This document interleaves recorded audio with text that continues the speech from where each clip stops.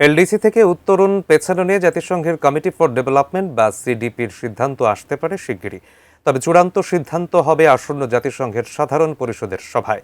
তাই ভারত, চীন, ইউরোপীয় ইউনিয়নের মতো বন্ধুদের পক্ষে রাখার তাগিদ বিশ্লেষকদের।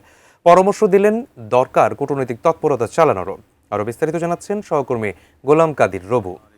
সশস্ত্র চিত্রে শপথ করে দিচ্ছি যে নতুন সরকার দায়িত্ব নেয়ার পরদিনেই স্বল্পোন্নত দেশ থেকে উন্নয়নশীলে অর্থাৎ এলডিসি উত্তরণ ৩ বছর পিছিয়ে দিতে জাতিসংঘে আনুষ্ঠানিক চিঠি দিয়েছে।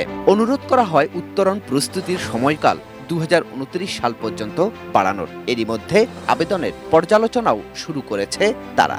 আগের সিদ্ধান্ত অনুযায়ী উত্তরণ হওয়ার কথা চলতি বছরের ২৪শে নভেম্বর। আমি বুঝি নির্মাণের শিল্প, সালাম স্টিল বোঝে ডিউরেবিলিটি। সালাম স্টিল, মোস্ট ডিউরেবল স্টিল। উদ্যোক্তা ব্যবসায়ীরা বলছেন উত্তরণ পিছিয়ে গেলেও বসে থাকার সুযোগ নেই, প্রস্তুতিতে জোর দিতে হবে এখন থেকেই। এলডিসি গ্র্যাজুয়েশনের পরে আপনার অনেক সাবসিডাইজ বন্ধ করে দিতে হবে।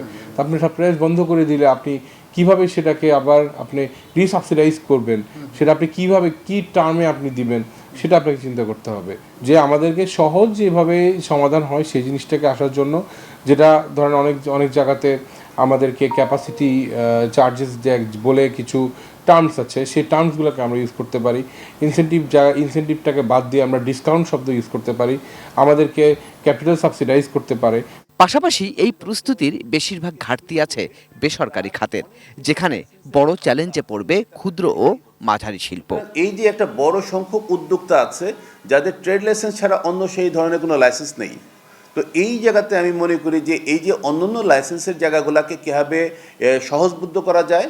সুতরাং সরকার এই জায়গাটাতে একটা সুনির্দিষ্ট পদক্ষেপ নেওয়া দরকার। প্রত্যেকটা ডিস্ট্রিক্ট বা থানা কেন্দ্রিক একটা ম্যাপিং দরকার, যে ওখানে যে হিউম্যান রিসোর্স আছে তাদেরকে তাদের স্কিলটাকে কীভাবে আপগ্রেড করা যায়, যাতে ওই স্কিল ওয়ার্কফোর্স উদ্যোক্তাদেরকে একটা সহযোগিতামূলক একটা কানেক্টিভিটি তৈরি হয় সরকারের জায়গা থেকে।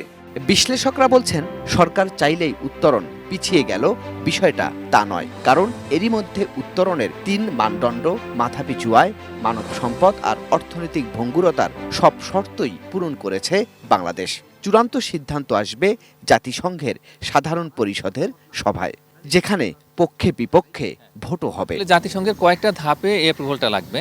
তো ভেতরে যে সমস্ত কমিটিগুলো আছে, কমিটি ফর ডেভেলপমেন্ট পলিসি, ইকোসক, তারা আসলে সিদ্ধান্তটা নেবে। কিন্তু এরপরে যখন আসলে সাধারণ পরিষদে যাবে, তখন যে সদস্য রাষ্ট্রগুলো রয়েছে তাদের অধিকাংশের ভোটে আসলে এই যে এলডিসি পেছানোর যে কাজটা সেটা হবে। তো সুতরাং এই জায়গাতে আমাদের যে কূটনৈতিক যে তৎপরতা সেটাকে অবশ্যই চালু রাখতে হবে। ১৯৭৫ সাল থেকে বাংলাদেশ স্বল্পোন্নত দেশের তালিকায়, আর এ কারণে রপ্তানিতে শুল্কমুক্ত সহ বিভিন্ন সুবিধা পেয়ে আসছে। স্বল্পোন্নত থেকে উন্নয়নশীলে উত্তরণ হলে এসব সুবিধা হারাবে বাংলাদেশ। গোলাম কাদের রবু, এটিএন নিউজ, ঢাকা।